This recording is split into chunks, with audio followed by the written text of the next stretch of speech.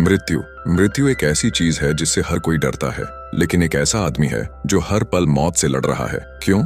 उस आदमी को जिंदा क्यों दफना दिया गया? हेलो और वेलकम टू फ्लिक्स फैक्ट्स। जंगली आदिवासियों के इलाके में एक भयानक घटना घटती है। क्यों एक घोड़े का पेट चीरकर उसकी आंतें बाहर निकालकर इस आदमी को उसके अंदर छिपना पड़ता है। यह फिल्म 12 श्रेणियों में ऑस्कर के लिए नामांकित हुई और इसने 3 ऑस्कर पुरस्कार भी जीते। और जो फिल्म पसंद करते हैं वे अच्छी तरह जानते हैं कि अगर लियोनार्डो डिकैप्रियो फिल्म में हो तो वह फिल्म किस स्तर की हो सकती है। ऐसी ही एक रोमांचक तनाव भरी सर्वाइवल फिल्म है फ्लिक्स फैक्ट्स पेश करता है द रेवेनेंट। फिल्म की शुरुआत ह्यू ग्लास नाम के एक आदमी से होती है। उसकी पत्नी और बेटा जिसका नाम हॉक है, उनके जीवन में आए तूफान की एक झलक दिखाई जाती है। ग्लास को देखकर विदेशी लगता है, लेकिन उसकी पत्नी पोनी नामक एक आदिवासी जनजाति की सदस्य है। ग्लास को भी आदिवासियों जैसा जीवन जीते हुए दिखाया गया है। इसके बाद फिल्म का दृश्य बदलता है। साल 1843 है। जंगल के बीच बहती एक तेज नदी में ग्लास, उसका बेटा हॉक जो अब काफी बड़ा हो चुका है, और एक और आदमी हाथ में बंदूक लिए बहुत सावधानी से आगे बढ़ रहे हैं। थोड़ी दूर जाकर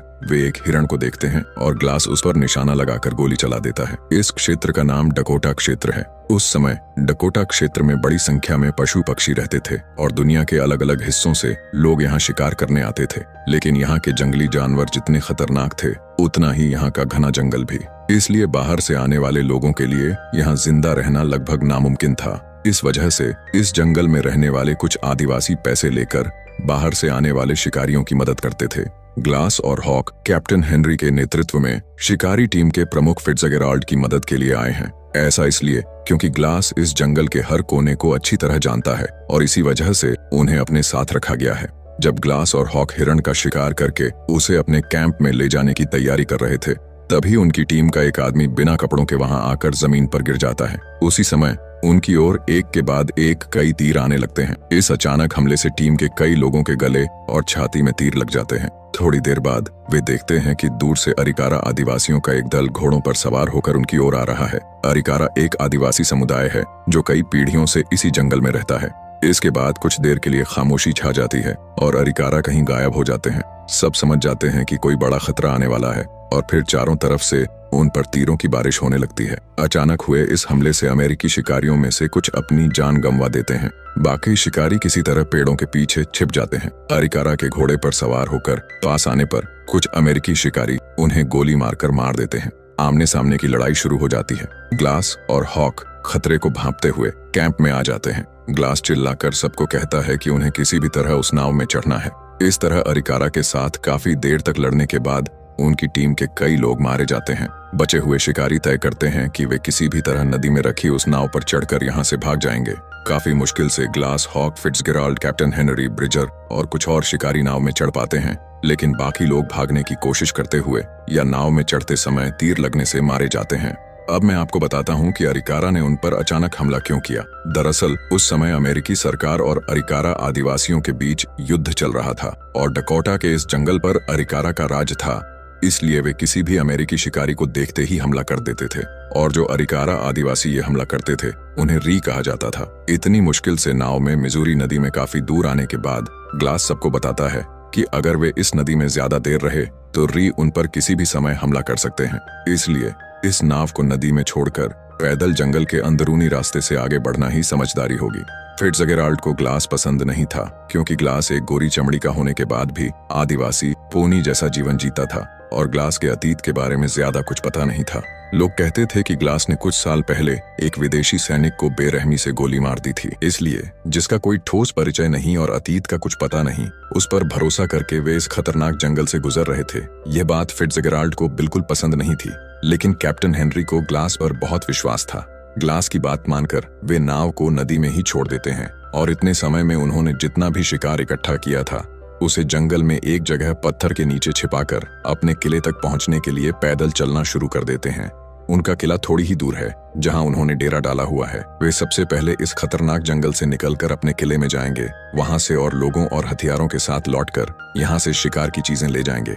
लेकिन फिट्जगेराल्ड को ग्लास पर बहुत शक हो रहा था।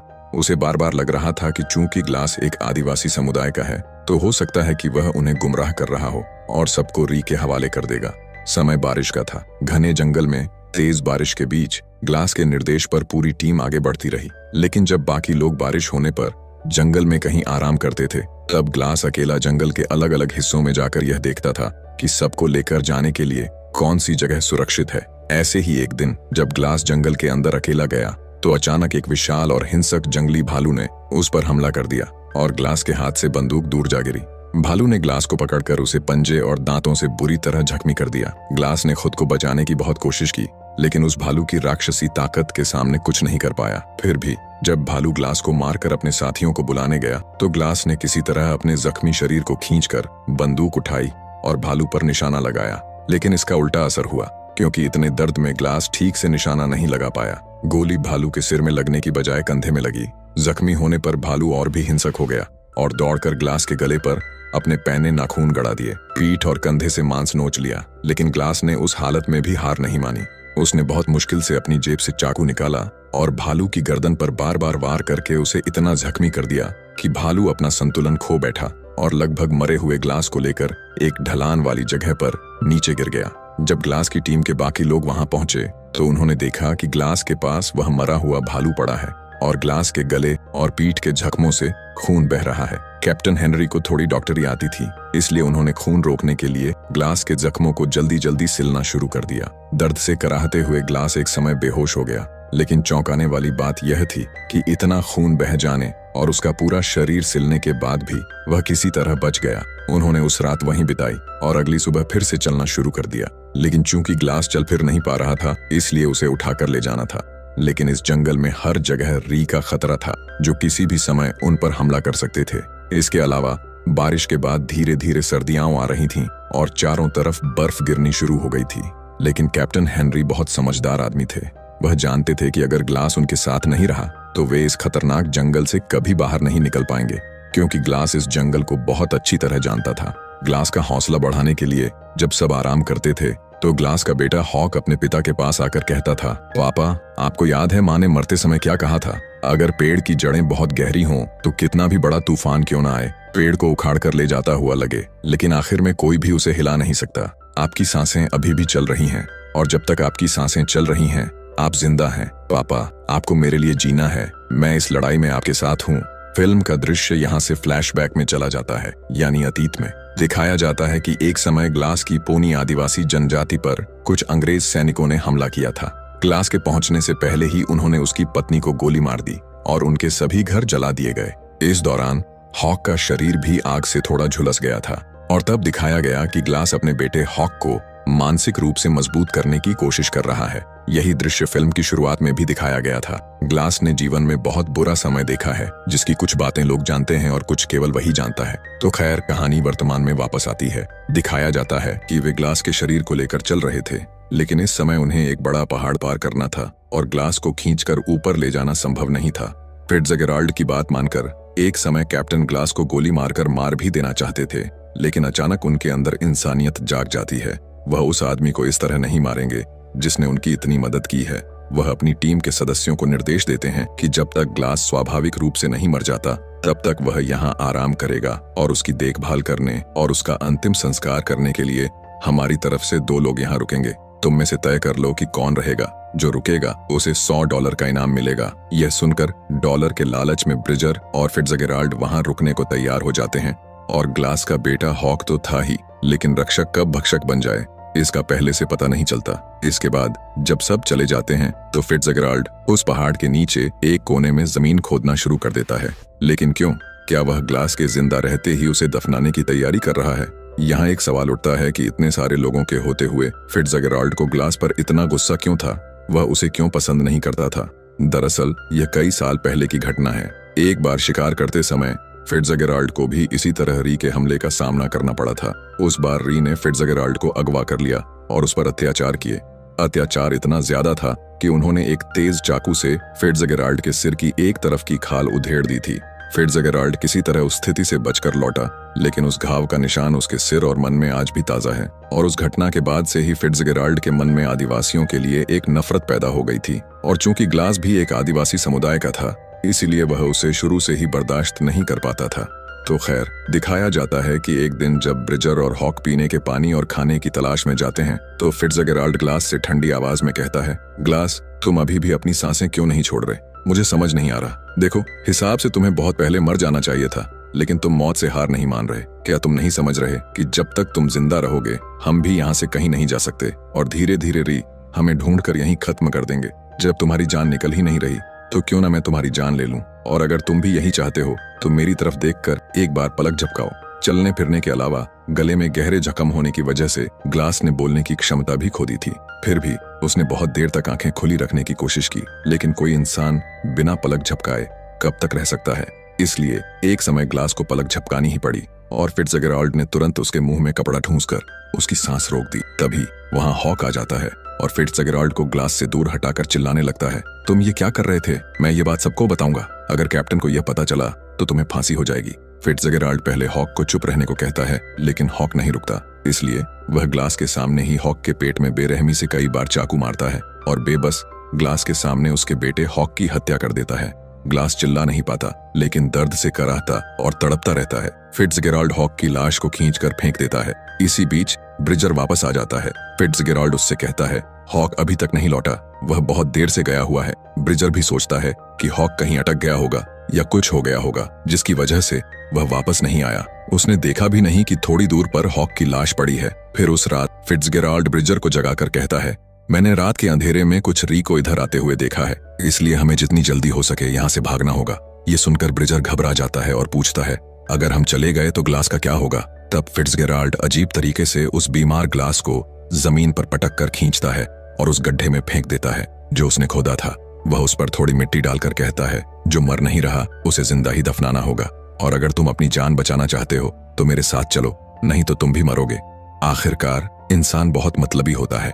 जब उसकी अपनी जान पर बन आती है तो वह सिर्फ अपने बारे में सोचता है। ब्रिजर भी कोई एतराज नहीं करता। ब्रिजर और फिट्जगेराल्ड ग्लास को जिंदा दफनाकर वहां से भाग जाते हैं। ग्लास, जो कुछ देर पहले तक हिलडुल भी नहीं पा रहा था, अब केवल अपनी इच्छा शक्ति और जीने की ललक की वजह से मिट्टी से दबे होने के बावजूद उस कब्र से अपने शरीर को बहुत मुश्किल से बाहर निकालता है, और सिर उठाते ही उसे थोड़ी दूर पर हॉक का मृत शरीर पड़ा हुआ दिखाई देता है। ग्लास अब खुद को घसीटकर हॉक के पास जाता है और यह देखने की कोशिश करता है कि कहीं उसके बेटे में अभी भी जान तो नहीं है। आखिरकार यह एक बाप का दिल था जो जानता था कि उसका बेटा नहीं है, फिर भी वह उसकी जान की उम्मीद में वहां जाता है।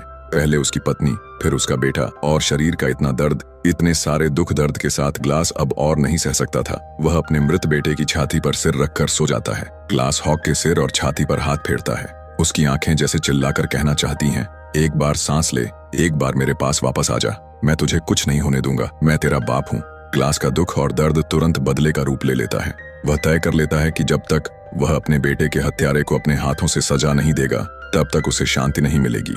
उसी शरीर के साथ ग्लास अब अपनी छाती के बल रेंगकर आगे बढ़ने लगता है। दूसरी तरफ थोड़ी दूर जाने के बाद ब्रिजर को कुछ शक होता है। क्या फिट्जगेराल्ड ने सच में उस रात कोई री को आते हुए देखा था? जब वह फिट्जगेराल्ड से इस बारे में पूछता है, तुम मुझसे झूठ बोलकर तो यहाँ से नहीं ले जा रहे? तो फिट्जगेराल्ड ब्रिजर को जमीन पर गिराकर उस पर बंदूक तान देता है और कहता है, उस दिन मैंने झूठ बोला था क्योंकि मैं एक अधमरे आदमी के लिए अपनी जान दांव पर नहीं लगा सकता, और मैं जानता हूँ कि मैंने उस दिन झूठ बोलकर कोई गलती नहीं की। इसलिए अगर तुम्हें जिंदा रहना है तो तुम्हें मेरे साथ ही ऐसे जाना होगा, और तुम किसी को कभी कुछ नहीं बता सकते। ब्रिजर को मजबूर होकर चुपचाप उसके साथ आगे बढ़ना पड़ता है। इधर दिखाया जाता है कि री का वह दल जिसने इन अमेरिकी शिकारियों से जो कुछ भी छीना था उसे लेकर जंगल में आए फ्रांसीसी शिकारियों को ये चीजें बेच देते हैं, और थोड़ा डरा धमकाकर उनसे 5 घोड़े और एक बंदूक ले लेते हैं। और सच में एक समय नदी के किनारे उस नाव का पीछा करते हुए री उस पहाड़ के पास पहुंच जाते हैं जहां फिट्जगेराल्ड लोग ग्लास के साथ थे।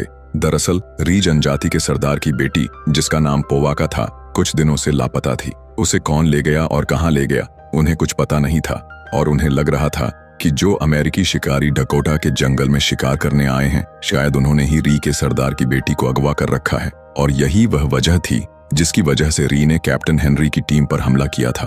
तो खैर, वर्तमान में री वहां आकर हॉक की लाश के अलावा और कुछ नहीं देखते।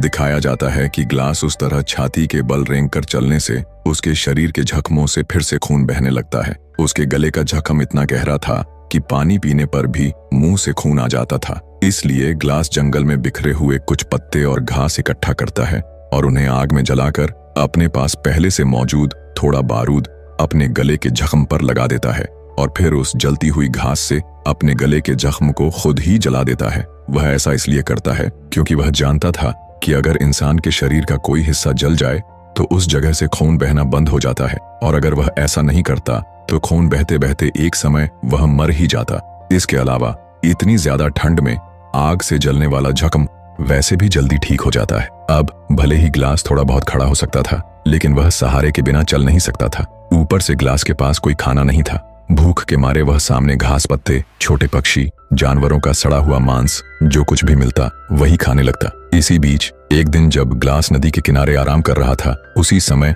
वहां कुछ री आ जाते हैं, लेकिन सही समय पर देख लेने की वजह से री के हमला करने से पहले ही ग्लास नदी में कूद जाता है और री के हाथ से काफी दूर निकल जाता है और री उसका कुछ नहीं कर पाते। लेकिन जान बचाने के लिए, चूंकि वह तेज बहती नदी में कूदा था, इसलिए ग्लास बहते हुए काफी दूर जाकर एक जगह पर निकलता है।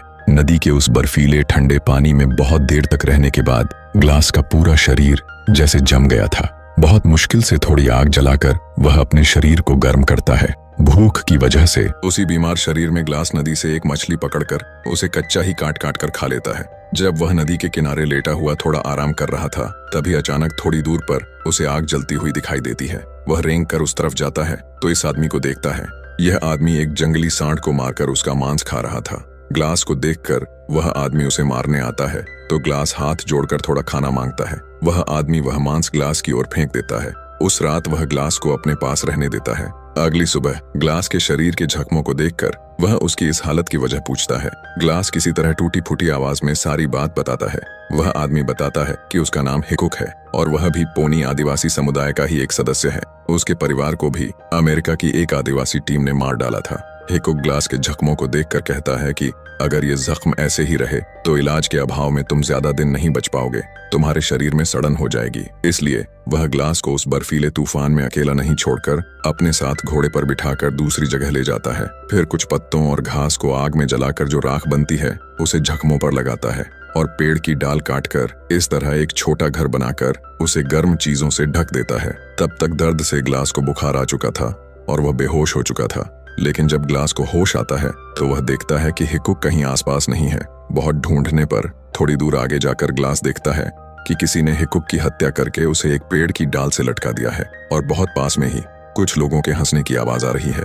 ग्लास समझ जाता है कि यह जरूर किसी शिकारी टीम का काम है और उन्होंने ही हिकुक का यह हाल किया है। ग्लास तय कर लेता है कि अभी तक अपने बेटे की हत्या का बदला तो नहीं ले पाया, लेकिन जिस आदमी ने मुझे लाचार हालत में ठीक किया उसकी हत्या का बदला मैं जरूर लूंगा। और दिखाया जाता है कि जिन फ्रांसीसी शिकारियों से री ने घोड़े और बंदूकें ली थीं, यह वही शिकारी थे। वहां जाकर ग्लास सुनता है कि उन फ्रांसीसी शिकारियों का लीडर कह रहा था, जो जो चीजें हमने री को दी हैं, हम उन सभी का हिसाब चुकाएंगे। और फिर दिखाया जाता है कि उन्होंने वहां एक लड़की को पकड़ रखा है और वे उस लड़की का बलात्कार करने लगते हैं। ठीक उसी समय ग्लास पीछे से आकर उस आदमी के सिर पर बंदूक रख देता है और उस आदिवासी लड़की से चाकू निकालने को कहता है। इसके बाद ग्लास एक घोड़ा खोलकर उनकी टीम के एक आदमी को गोली मार देता है और उस आदिवासी लड़की को कुछ इशारा करता है। वह लड़की फ्रांसीसी शिकारियों के लीडर का लिंक काट देती है और फ्रांसीसी टीम के बाकी लोग जहां जिसको मौका मिलता है वहां भाग जाते हैं। दूसरी तरफ दिखाया जाता है कि ग्लास के बताए रास्ते पर चलते हुए कैप्टन हेनरी और उनकी टीम और कुछ दिनों बाद फिट्जगेराल्ड और ब्रिजर सभी अपने किले या फोर्ट पर पहुंच जाते हैं। वहां पहुंचकर फिट्जगेराल्ड कैप्टन को बताता है कि ग्लास मर गया है और उन्होंने उसे सही तरीके से दफना दिया है। लेकिन ग्लास के मरने के साथ साथ हॉक भी लापता हो गया, जिसकी अभी तक उन्हें कोई खबर नहीं मिली है। ये झूठ फिट्जगेराल्ड कैप्टन से बोलता है। उधर दिखाया जाता है कि ग्लास फ्रांसीसी शिकारियों के अड्डे से आने के बाद एक जगह आराम कर रहा था, तभी एक री दल उस पर हमला कर देता है। खुद को बचाने के लिए जब ग्लास घोड़े पर चढ़कर भाग रहा था तो री का एक तीर ग्लास के घोड़े को लगता है और घोड़ा ग्लास को लेकर एक ढलान से नीचे गिर जाता है। री के हाथ से फिर भी बच जाने के बाद इतनी बर्फीली हड्डी गलाने वाली ठंड में ग्लास थरथराने लगता है और एक अजीब दृश्य दिखाया जाता है। ग्लास ठंड बर्दाश्त नहीं कर पाता और थोड़ी गर्मी पाने के लिए उस मरे हुए घोड़े का पेट चीरकर उसके पेट के अंदर से सारा मांस और आंतें निकालकर उस घोड़े के अंदर इस तरह घुस जाता है। दूसरी तरफ अमेरिकियों के किले में वही फ्रांसीसी शिकारी आकर थोड़ी पनाह मांगता है। फिर जब उससे पूछा जाता है कि क्या हुआ तो वह बताता है कि एक आदमी आया था जिसने उनके लीडर को मार दिया और उसके बाद उनकी पूरी टीम बिखर गई। उनके कुछ साथी ठंड से मर गए और कुछ को जंगली भेड़ियों ने खा लिया। ऐसा कहकर वह पानी का एक कनस्तर दिखाता है जो ब्रिजर ने ग्लास को छोड़कर आते समय ग्लास के सामने रखा था। ये देखते ही फिट्जगेराल्ड अच्छी तरह समझ जाता है कि जिसे उन्होंने दफना दिया था वह किसी तरह वहां से बच निकला है। लेकिन ब्रिजर कहता है हो सकता है ये हॉक हो, क्योंकि ब्रिजर तो जानता नहीं था कि फिट्जगेराल्ड ने हॉक को मार दिया है। ब्रिजर जानता था कि हॉक जिंदा है और लापता है, इसीलिए उसे लगता है कि शायद हॉक ही ग्लास के सामने से पानी का कनस्तर ले गया था और उसी से फ्रांसीसियों को यह पानी का कनस्तर मिला है। ब्रिजर की बात मानकर हॉक की तलाश में कैप्टन हेनरी अपनी टीम के साथ फ्रांसीसी शिकारियों के अड्डे यानी येलोस्टोन नदी की तरफ रवाना होते हैं और उन्होंने सोचा भी नहीं था कि वे ग्लास को वहां जिंदा पाएंगे। यह देखकर कैप्टन हेनरी के पैरों तले जमीन खिसक जाती है, क्योंकि उन्हें बताया गया था कि ग्लास मर गया है और उसे दफना दिया गया है। वह अच्छी तरह समझ जाते हैं कि फिट्जगेराल्ड और ब्रिजर ने उनसे झूठ बोला है। वे सब ग्लास को बचाकर वापस किले में ले आते हैं। किले में लौटकर कैप्टन हेनरी फिट्जगेराल्ड की तलाश करते हैं और उन्हें पता चलता है कि फिट्जगेराल्ड ने कंपनी के बक्सों से कुछ पैसे चुराकर भाग गया है। कैप्टन ब्रिजर को झूठ बोलने के आरोप में गिरफ्तार करने का आदेश देते हैं तो ग्लास बताता है ब्रिजर का कोई कसूर नहीं है, वह तो सिर्फ फिट्जगेराल्ड के आदेशों का पालन कर रहा था। यहाँ तक कि ब्रिजर को यह भी नहीं पता कि फिट्जगेराल्ड ने हॉक को मारा है। इसके बाद कैप्टन हेनरी ग्लास को लेकर फिट्जगेराल्ड को ढूंढने जाते हैं। वे अंदाजा लगाते हैं कि फिट्जगेराल्ड किस तरफ गया होगा और थोड़ी दूर आने पर उन्हें बर्फ पर घोड़े के खुरों के निशान दिखाई देते हैं। ग्लास कहता है ये जरूर फिट्जगेराल्ड के घोड़े के निशान होंगे, क्योंकि इस तरफ कोई ज्यादा नहीं आता। ढूंढते ढूंढते रात हो जाती है। रास्ते में एक जगह आराम करते समय कैप्टन हेनरी ग्लास से पूछते हैं लोग कहते हैं कि तुमने किसी अंग्रेज सैनिक को मारा था, क्या यह सच है या झूठ? ग्लास कहता है एक बार अंग्रेज सैनिकों ने हमारे पूरे पोनी समुदाय पर हमला कर दिया था। मेरी पत्नी को मारने के बाद जब एक सैनिक ने मेरे बेटे की तरफ हाथ बढ़ाया तभी मैंने बंदूक से उसे मार डाला। अगली सुबह कैप्टन हेनरी और ग्लास दोनों अलग अलग दिशाओं में फिट्जगेराल्ड को ढूंढने निकलते हैं। थोड़ी देर बाद दिखाया जाता है कि कैप्टन जिस तरफ गए थे फिट्जगेराल्ड उसी तरफ छिपा हुआ था। वह छिपकर बाहर आता है और कैप्टन की ओर बंदूक तान कर कहता है क्या कैप्टन, इतनी ठंड में बर्फ से ढके पहाड़ पर क्या कर रहे हैं? रास्ता भटक गए क्या? कैप्टन हेनरी जल्दी से अपनी जैकेट की जेब से बंदूक निकालकर उस पर गोली चला देते हैं। गोली की आवाज से चारों ओर गूंज जाती है। ग्लास के कानों में वह आवाज पड़ती है तो वह घोड़े पर चढ़कर जहां से गोली की आवाज आई थी उस तरफ दौड़ने लगता है। लेकिन जब तक ग्लास वहां पहुंचता है वह देखता है कि कैप्टन हेनरी की लाश वहां पड़ी है और उसकी खोपड़ी से किसी ने खाल उधेड़ दी है और वह गोली कैप्टन ने नहीं बल्कि फिट्जगेराल्ड ने चलाई थी। और कैप्टन हेनरी के मरने के बाद जिस तरह री ने फिट्जगेराल्ड की खोपड़ी से खाल उधेड़ी थी उसी तरह फिट्जगेराल्ड कैप्टन से इतना नाराज था कि उसने कैप्टन के साथ भी वही किया। ग्लास कैप्टन हेनरी को अपने घोड़े पर लाद कर इस तरह चलने लगता है। दिखाया जाता है कि एक ऊंची जगह से फिट्जगेराल्ड ग्लास पर निशाना लगाकर गोली चला देता है और उस गोली को खाकर घोड़े पर बैठे ग्लास को नीचे गिरता देखकर फिट्जगेराल्ड नीचे उतरता है। लेकिन घोड़े पर जो गिरा था उसकी पहचान छिपाने के लिए जब फिट्जगेराल्ड कपड़ा हटाता है तो वह देखता है कि यह तो एक पेड़ की सीधी डाल है जिसे शरीर के साथ बांधा गया था। और जब वह मुंह से कपड़ा हटाता है तो देखता है कि यह असल में ग्लास नहीं बल्कि हेनरी की लाश है। ग्लास ने हेनरी को दिमाग लगाकर पेड़ की डाल के साथ सीधा करके बिठा रखा था, क्योंकि वह जानता था कि फिट्जगेराल्ड यहीं कहीं छिपा हुआ है तो एक बार देखने पर जरूर गोली चला देगा। और हेनरी की लाश के पास जो घोड़े पर लेटा हुआ था वह ग्लास था। लेकिन इससे पहले कि फिट्जगेराल्ड कुछ समझ पाता ग्लास गोली चला देता है। ग्लास की गोली फिट्जगेराल्ड के कंधे में लगती है और वह दौड़कर दूसरी तरफ भाग जाता है। ग्लास भी उसका पीछा करता है। इस तरह थोड़ी देर लुका छिपी खेलने के बाद आखिरकार वे एक दूसरे के सामने आ जाते हैं। ग्लास अपनी छोटी कुल्हाड़ी निकालकर फिट्जगेराल्ड के हाथ पर मार देता है और उसकी 2 उंगलियां कटकर गिर जाती हैं और खून बहने लगता है। इस हालत में भी उन दोनों के बीच लड़ाई चलती रहती है और एक समय फिट्जगेराल्ड के हाथ का चाकू ग्लास घुमाकर उसके पेट में ही घुसा देता है। लेकिन इसके बाद भी ग्लास के अंदर से उसके बेटे की मौत का दर्द कम नहीं होता। वह अपनी कुल्हाड़ी फिट्जगेराल्ड की छाती में मार देता है और अपने हाथ से घुसाया हुआ चाकू निकालकर फिट्जगेराल्ड के पैरों में कई बार मारने लगता है। एक समय जब फिट्जगेराल्ड बिल्कुल बेबस हो जाता है तो जब ग्लास उसका गला दबाकर उसे मारने लगता है तब फिट्जगेराल्ड कहता है मुझे मारने के लिए तुमने इतने दिन तक इतना दर्द सहा, लेकिन क्या होगा मुझे मारकर? तुम अपने बेटे हॉक को तो वापस नहीं पा सकोगे। दूसरी तरफ से कुछ री को आते देखकर ग्लास फिट्जगेराल्ड को उनके हवाले कर देता है और वे फिट्जगेराल्ड को मार डालते हैं। लेकिन वे ग्लास को कुछ नहीं करते। तब उस री दल के लीडर के घोड़े के पीछे एक और घोड़े पर ग्लास उस लड़की को देखता है जिसे उसने फ्रांसीसी कैंप से बचाया था, यानी यही उनके लीडर की बेटी पोवाका है। इस लड़की को फ्रांसीसी शिकारियों ने री के अड्डे से अगवा कर लिया था और चूंकि इस लड़की ने ग्लास के बारे में अपनी टीम के सभी लोगों को बताया था कि इस आदमी ने ही मुझे बचाया है, इसलिए री ग्लास को कुछ नहीं करते। फिट्जगेराल्ड की लाश नदी के पानी के बहाव में बह जाती है और फिल्म के आखिर में दिखाया जाता है कि जब ग्लास को पैर में चोट लगने की वजह से वह और चल नहीं पाता तो चारों ओर उस हड्डी गलाने वाली ठंड में फिर से बर्फ गिरने लगती है। दर्द से कराहता हुआ ग्लास एक जगह बैठ जाता है और अपनी कल्पना में अपनी मरी हुई पत्नी को अपनी आंखों के सामने देखता है। उसकी पत्नी जैसे उसे रास्ता दिखाने के लिए आई है और फिल्म यहीं खत्म हो जाती है। असल में रेवेनेंट का मतलब होता है एक ऐसा इंसान जो मौत के दरवाजे से लौटकर आया हो, और इस मामले में ग्लास ने एक बार नहीं बल्कि बार बार इस नामुमकिन को मुमकिन कर दिखाया है। तो यह थी लियोनार्डो डिकैप्रियो अभिनीत द रेवेनेंट। आपको कैसी लगी ये जरूर कमेंट में लिखकर बताइएगा, और अगर वीडियो अच्छा लगा हो तो बस एक लाइक करके दोस्तों के साथ शेयर कर दीजिएगा। मिलते हैं अगले वीडियो में।